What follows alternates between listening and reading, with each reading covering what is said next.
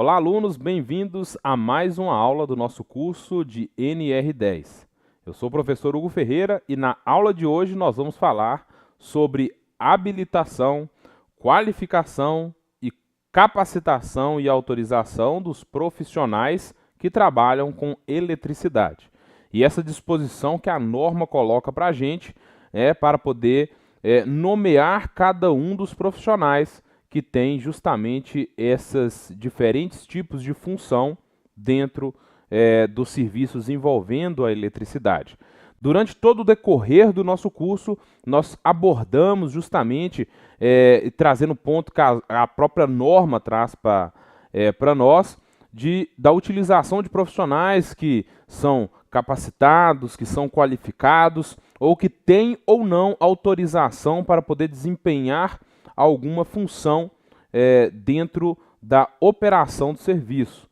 Mas agora nós vamos delimitar o que cada um desses termos quer dizer e como que a gente consegue, quais são os tipos de profissionais que nós precisamos para poder executar as atividades a fim de reduzir o máximo possível de riscos. Então vamos lá, seguindo para a gente, habilitação, qualificação, capacitação e autorização dos trabalhadores, de acordo com a NR10, diz respeito ao item 10.8. No item 10.7, ou seja, os assuntos que nós já abordamos até aqui, sempre fazem menção a esse item, tá? E diz respeito ao seguinte: todo profissional qualificado, né, é considerado que um trabalhador qualificado é todo aquele que comprovar a conclusão de um curso específico na área da elétrica, reconhecido pelo Sistema Oficial de Ensino. Então, aqueles cursos que são devidamente credenciados aqui no Brasil pelo Ministério da Educação. Depois, a norma ela traz para a gente que é considerado, né, todo profissional legalmente habilitado, o trabalhador previamente qualificado e com registro no competente conselho de classe. Então eu vou dar um exemplo aqui para vocês. Você que fez engenharia, que está aqui assistindo no curso com a gente, se você simplesmente finalizou o seu curso de engenharia, nós podemos dizer que você é um profissional qualificado, perfeito? Então vamos caracterizar aqui justamente como sendo alguns níveis que você precisa percorrer para ter toda a qualificação, né, ou essas nomenclaturas dentro do seu perfil profissional. Então, finalizou a sua engenharia, finalizou o seu curso superior devidamente reconhecido pelo Conselho, né, de Ensino, no nosso caso, o Ministério da Educação, você se torna aí um profissional qualificado. Para que você seja um profissional habilitado, o item 10.8.2 da norma, ele diz para a gente que você precisa ter o seu registro no conselho de classe devidamente acertado, beleza? Então, se você fez engenharia, você vai ter que ter o seu registro no conselho de classe, que é o CREA, o Conselho Regional de Engenharia, né, e Agronomia. Então, você tendo esse registro, você já é um profissional considerado qualificado e habilitado. No item 10.8.3 da nossa norma, ele traz para a gente que é considerado um trabalhador capacitado todo aquele que atenda às seguintes condições de forma simultânea. Ele receba a capacitação sob orientação e responsabilidade de um profissional habilitado e autorizado e trabalhe sob a responsabilidade de um profissional habilitado e autorizado. Então, o profissional capacitado ele tem que atender essas condições de acordo com a norma NR10.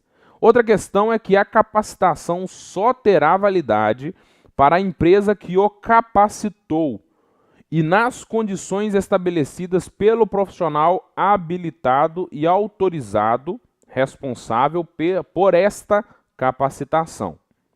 Outro ponto que ela traz para a gente, que é de grande relevância, são que são considerados autorizados trabalhadores qualificados ou capacitados e profissionais habilitados, com anuência formal da empresa, ou seja, tem que ter um documento que a empresa coloca para vocês, o autorizando para exercer aquela função.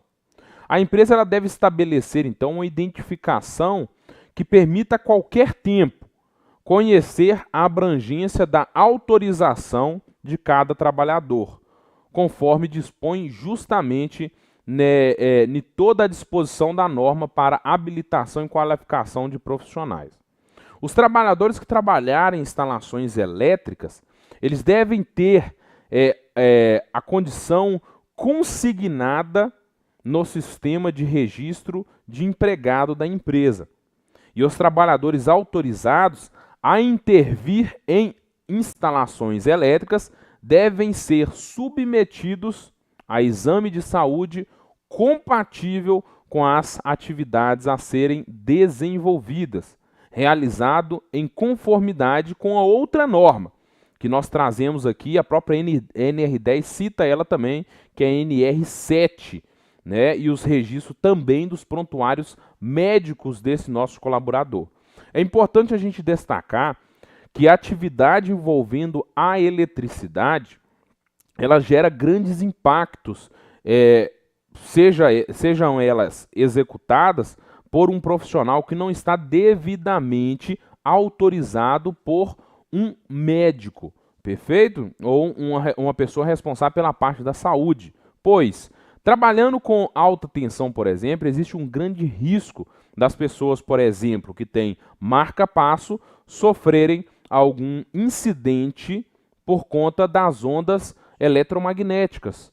Esse é um simples exemplo que eu estou passando para vocês, mas é um ponto muito importante de atenção que nós devemos ter para poder tratar com devido rigor essas situações dentro da empresa.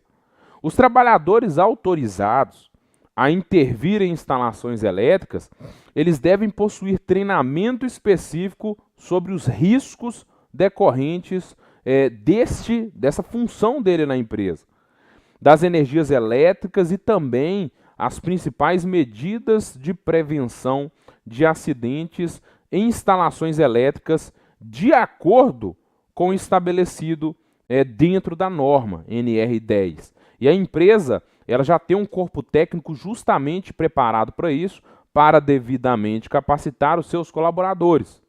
Caso a empresa não tenha, caso a empresa não se atente também às condições de uso de equipamento, de proteção, ou também toma as devidas medidas de controle do risco envolvendo o serviço de eletricidade, o operador, por sua vez, ele tem, respaldado pela norma, direito, tá, de fazer o que a gente chama de recusa de trabalho. Ele pode se recusar a exercer exatamente aquela atividade, se aquela atividade coloca ele ou outras pessoas em risco eminente, e esses riscos não foram controlados por uma ação de análise de risco e medidas de controle.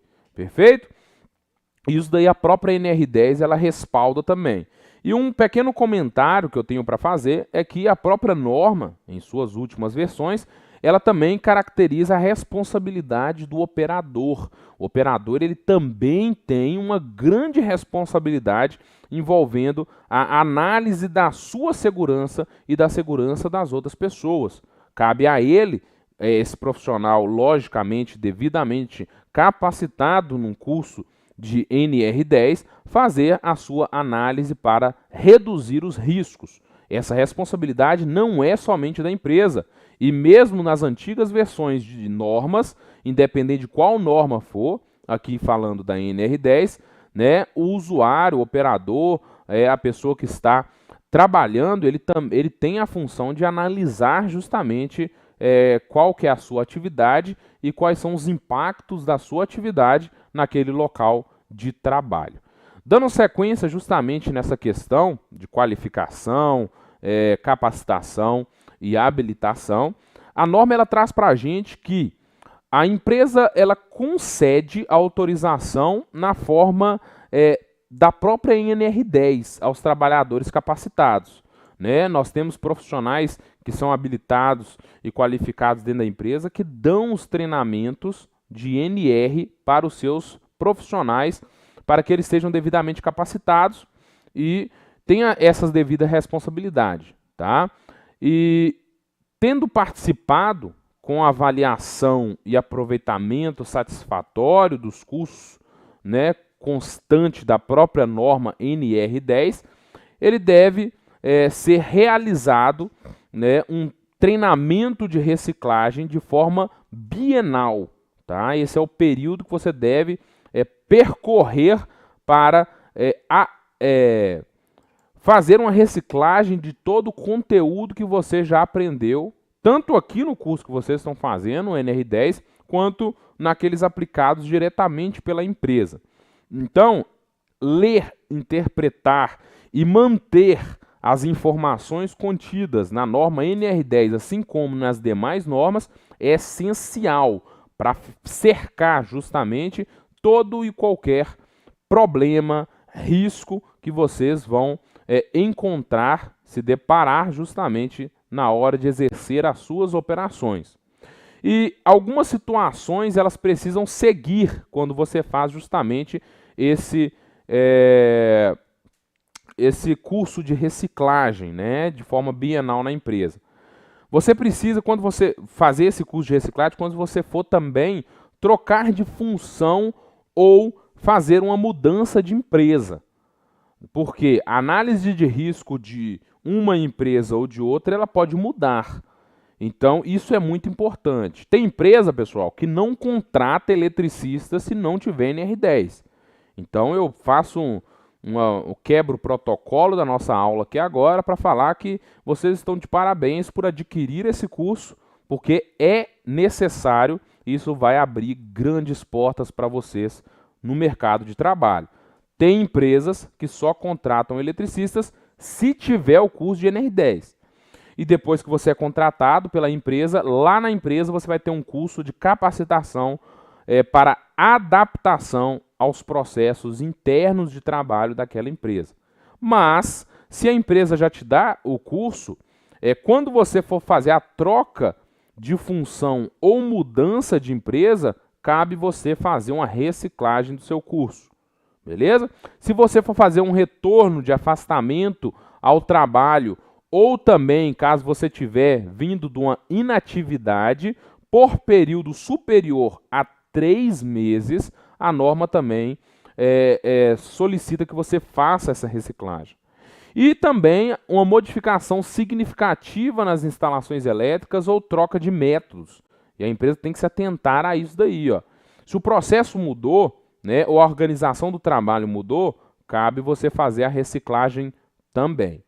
A carga horária e os conteúdos programáticos dos treinamentos de reciclagem, normalmente eles são metade das horas do curso de NR10, que são 40 horas, beleza? Mas segue também em alíneas da própria NR10.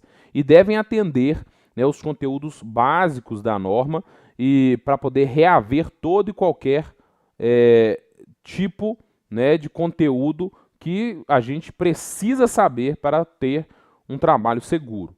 Os trabalhos, por exemplo, em áreas classificadas, eles devem ser precedidos de treinamento específico, de acordo com o risco envolvido.